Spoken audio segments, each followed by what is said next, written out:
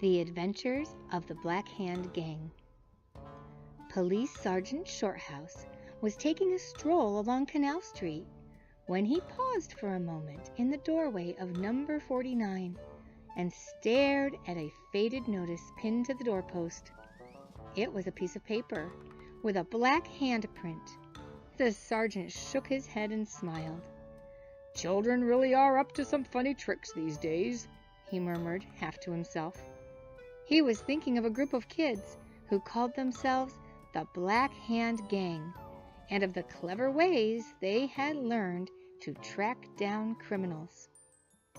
At the top of this house, up 72 creaking stairs, was their club room, called the Airport, just under the pigeon loft of the roof.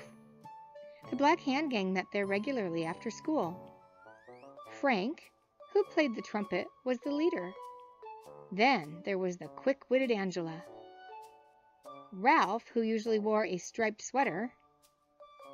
And lastly, Keith W.S. and his inseparable companion, a squirrel.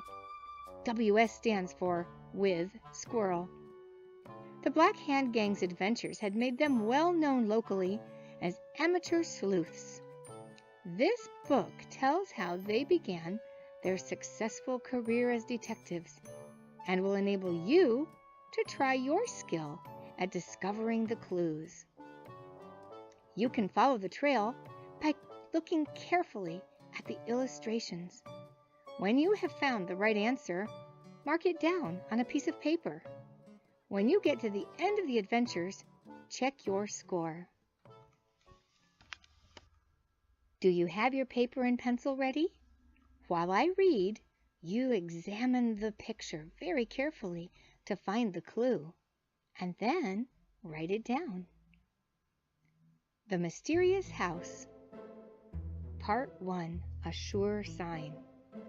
The Black Hand Gang had been sitting up in the airport as quiet as mice for an hour while they did their homework.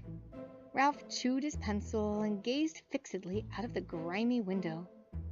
There was a sudden sharp snap. Keith W.S. cracked a nut for his squirrel and spat the shell into an empty jam jar. Ralph frowned.